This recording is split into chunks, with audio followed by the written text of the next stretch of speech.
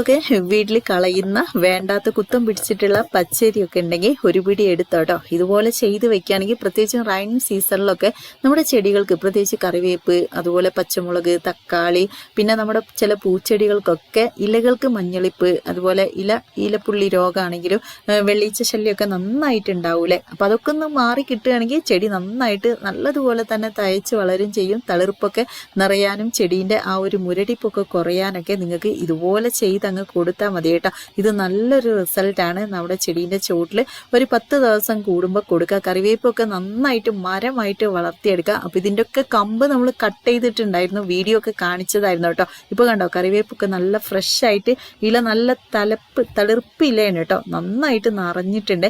അതുപോലെ തന്നെ ഈ ഒരു സമയത്ത് ആരെ വീട്ടിലും ബൊഗൈൻവില്ല ചെടി ഇതുപോലെ പൂക്കൾ നിറഞ്ഞ് നിൽക്കുന്നുണ്ടാവില്ല. ഇത് നമ്മുടെ വീട്ടിലുള്ള ബൊഗൈൻവില്ലയാണ് കേട്ടോ.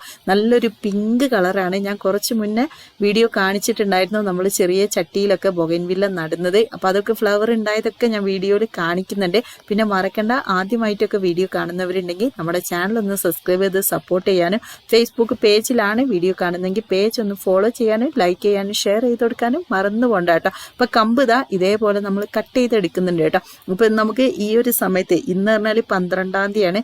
ഇന്ന് നമ്മൾ ഈ ഒരു കമ്പുകളൊക്കെ അങ്ങ് കട്ട് ചെയ്ത് കളയുക. അപ്പോൾ നമുക്ക് ഏകദേശം നമ്മുടെ ഓഗസ്റ്റ് ഒരു പകുതിയൊക്കെ ആകുമ്പോൾ നമ്മൾ ഇതുപോലെ കട്ട് ചെയ്തിട്ടുണ്ടെങ്കിൽ നമുക്ക് ഒരു ഓഗസ്റ്റ് സെപ്റ്റംബർ 1 ഒക്കെ ആകുമ്പോഴേക്ക് വീട്ടിൽ വീണ്ടും നിറയെ പൂക്കൾ ഉണ്ടാക്കിയെടുക്കാം കേട്ടോ. ഓണൊക്കെ സമയമാകുമ്പോഴേക്ക് നമുക്ക് നന്നായിട്ട് തിങ്ങി നിറഞ്ഞ് കമ്പ് മൊത്തം കട്ട് ചെയ്ത് പെട്ടെന്ന് വളം കൊടുത്താൽ മതി. ചോട് ഇതുപോലെ കുത്തി അങ്ങ് ഇളക്കി കൊടുക്കുക, നന്നായിട്ട് കുത്തി ഇളക്കി കൊടുക്കുക.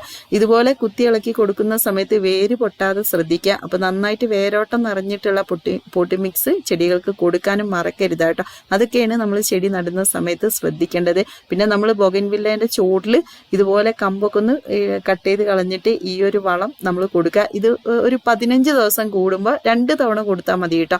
അപ്പോഴേക്ക് തന്നെ നിങ്ങൾക്ക് നന്നായിട്ട് ഫ്ലവർ നിറയും. ഈ ഒരു ബൊഗൈൻവില്ല കണ്ടോ, ഇതൊക്കെ നന്നായിട്ട് ഫ്ലവർ ഉണ്ട് കേട്ടോ. നല്ലതുപോലെ തന്നെ എല്ലാ കമ്പിലും അത്യാവശ്യം നല്ലോണം ഫ്ലവറും ഉണ്ട്. അതുപോലെ തന്നെ ഇത് ഈ ഒരു വീഡിയോയിൽ കളർ അത്ര കറക്റ്റായിട്ട് കാണുന്നില്ല, നല്ല ലൈറ്റ് പിങ്കാണ്, നന്നായിട്ട് ഉണ്ട പൂക്കളാണ് കേട്ടോ, നിറഞ്ഞു നിൽക്കുന്നുണ്ട്.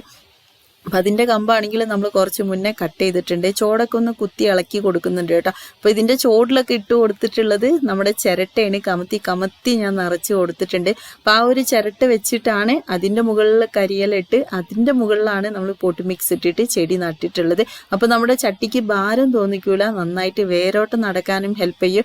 നല്ലതുപോലെ നമ്മുടെ ചെടിയിൽ വെള്ളം കെട്ടി നിൽക്കുകയാണെങ്കിൽ അതൊക്കെ ഊർന്നു പോകാനും ഹെൽപ്പ് ചെയ്യും കേട്ടോ. അപ്പോൾ ഇതിൻ്റെയൊക്കെ ചോട്ടിൽ ഞാനിതാ ഈ ഒരു വളം ഒഴിച്ച് കൊടുത്തിട്ടുണ്ട്. കണ്ടോ, നമ്മൾ കുറച്ച് മുന്നേ നട്ട പുതിയ ചട്ടിയൊക്കെ വാങ്ങി നട്ടിട്ടുള്ള ബൊഗൈൻവില്ലേൻ്റെ കമ്പൊക്കെ ഫ്ലവർ വന്നിട്ടുണ്ട് കേട്ടോ. അപ്പോൾ അതൊക്കെ ഉഷാറായിട്ട് നിൽക്കുന്നുണ്ട്. അപ്പം നമ്മളെ ഈ ഒരു ബൊഗൈൻവില്ല ചെടിക്ക് എങ്ങനെയാണ്, ബൊഗൈൻവില്ല മാത്രമല്ല വീട്ടിലുള്ള ഏത് പൂച്ചെടികൾക്കും നമുക്ക് പെട്ടെന്ന് ഫ്ലവർ നിറയാൻ വേണ്ടി കൊടുക്കാൻ പറ്റുന്ന ഒരു വളം ഞാൻ കാണിക്കാം. അപ്പം അതിന് വേണ്ടിയിട്ട് പച്ചരിയാണ് കേട്ടോ എടുക്കുന്നത്. ഇത് പറഞ്ഞാൽ നമുക്ക് കഴിക്കാൻ പറ്റാതെ കുത്തം പിടിച്ച് കേട് വന്ന് നിൽക്കുന്ന പച്ചരിയാണ് കേട്ടോ. അപ്പോൾ ഇതുപോലത്തെ ഒക്കെ പച്ചരി ഉണ്ടെങ്കിൽ കളയാതെ ഇതുപോലെ ചെയ്യുകയാണെങ്കിൽ നല്ലതായിരിക്കും. ചെടി നന്നായിട്ട് വളരാൻ ഒരുപാട് ഹെൽപ്പ് ചെയ്യും കേട്ടോ. നമ്മുടെ കഞ്ഞിവെള്ളം ആണെങ്കിലും ചെടികൾക്ക് നല്ലൊരു വളമാണ്. പക്ഷെ കൊടുക്കുന്ന രീതി ശ്രദ്ധിച്ചിട്ടില്ലെങ്കിൽ പെട്ടെന്ന് വേര് ചീഞ്ഞു പോവാനും ചെടി മുരടിച്ചു പോവാനും ചെടി ചീഞ്ഞു പോവാനൊക്കെ ചാൻസ് ഉണ്ട്. അതുകൊണ്ട് കഞ്ഞിവെള്ളം കൊടുക്കുമ്പോൾ ശ്രദ്ധിക്കുക. പിന്നെ അരി കഴുകിയെടുക്കുന്ന വെള്ളമാണെങ്കിൽ പുളിപ്പിച്ച് ചെടീൻ്റെ ചോട്ടിൽ കൊടുക്കുക. അത് കൂടുതൽ വെള്ളം ചേർത്ത് നേർപ്പിച്ചിട്ട് വേണം കേട്ടോ കൊടുക്കാൻ. ഇപ്പോൾ ഒരു തുണി ഞാൻ വിരിച്ച് വെച്ചു, അതിലേക്ക് ഒരു 2-3 പിടി പച്ചരി ഇട്ട് കൊടുത്തു. എന്നിട്ട് നമ്മളിതാ കുറച്ച് നമ്മുടെ ഉള്ളീൻ്റെ തൊലി ഇട്ടു. എന്നിട്ട് ഒരു കഷ്ണം ശർക്കര ഇട്ടിട്ട് നമ്മളിതെല്ലാം കൂടി കൂട്ടിപ്പിടിച്ച് ഇങ്ങനെ കെട്ടി വെക്കുക കേട്ടോ. നന്നായിട്ട് അങ്ങ് കെട്ടിയിട്ട് നമുക്ക് ഒന്നെങ്കിൽ നിങ്ങൾക്ക് ഇതുപോലെ കഞ്ഞിവെള്ളം എടുക്കാം.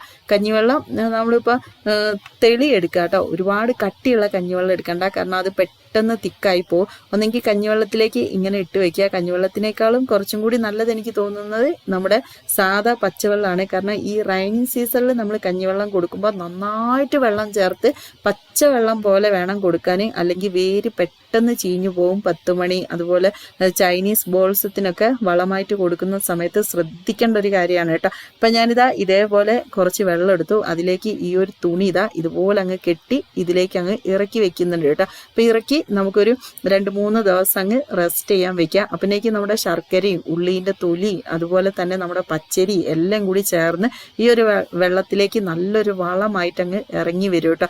എന്നിട്ട് നമുക്ക് ഈ ഒരു വെള്ളം നമ്മുടെ നേർപ്പിച്ചിട്ട് നമ്മുടെ ചെടീൻ്റെ ചുവട്ടിൽ ചെറിയൊരളവിൽ ഇങ്ങനെ ഒഴിച്ചു കൊടുക്കുക. അപ്പം ഞാനിതാ തുണിയിൽ കെട്ടിയിട്ടാണ് വെള്ളത്തിലേക്ക് ഇട്ട് വെക്കുന്നത്. നല്ല റിസൾട്ടാണ് കേട്ടോ. ഇങ്ങനെ ചെയ്തിട്ടുണ്ടെങ്കിൽ ഇതൊന്ന് അടച്ച് നമുക്ക് റെസ്റ്റ് ചെയ്യാൻ വെക്കാം. അപ്പോൾ ഇത് എടുക്കുന്ന സമയത്ത് നമ്മൾ ഇതിലേക്ക് ഇതാ കുറച്ച് വെള്ളം ചേർത്തിട്ട് നമ്മളൊന്ന് നേർപ്പിച്ചെടുക്കണം കേട്ടോ. നേർപ്പിച്ച് നന്നായിട്ട് ഇതേപോലെ അങ്ങ് ഒഴിച്ചു കൊടുക്കുക കേട്ടോ.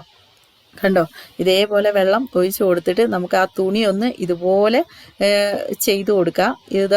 ഇതേപോലെ തുണി കണ്ടോ, വേസ്റ്റ് ഒന്നും നമുക്ക് അരിച്ചെടുക്കൊന്നും വേണ്ട. ഇതേപോലെ നിങ്ങൾക്ക് കവറിൽ, പ്ലാസ്റ്റിക് കവറിൽ ചെയ്യാം.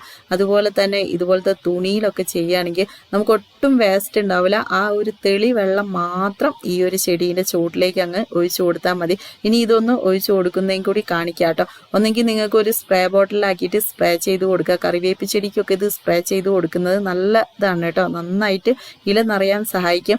അതേപോലെ തന്നെ ഇതുപോലത്തെ ചെടീൻ്റെ ചുവട്ടിൽ കൊടുക്കുമ്പോൾ ചോടൊക്കെ ഒന്ന് കുത്തി ഇളക്കി കൊടുക്കുക. നന്നായിട്ട് കുത്തി ഇളക്കി കൊടുക്കുക. അപ്പോൾ ശ്രദ്ധിക്കേണ്ട ഒരു കാര്യം, വേര് പൊട്ടരുതേ. അത് ഞാൻ എടുത്തെടുത്ത് വീഡിയോയിൽ പറയുന്നുണ്ട്. വേര് പൊട്ടാതെ കുത്തി ഇളക്കിയിട്ട് ചുവട്ടിൽ ചെറിയൊരളവിൽ ഈ ഒരു വെള്ളം ഒഴിച്ചു കൊടുക്കുക. ഒരു 10-15 ദിവസം കൂടുമ്പോൾ നിങ്ങൾക്ക് കൊടുക്കാം കേട്ടോ. ഇതിൻ്റെ അടിയിലൊക്കെ ചിരട്ടയാണ്, അതുകൊണ്ട് ചട്ടിക്ക് ഒട്ടും ഭാരമില്ല.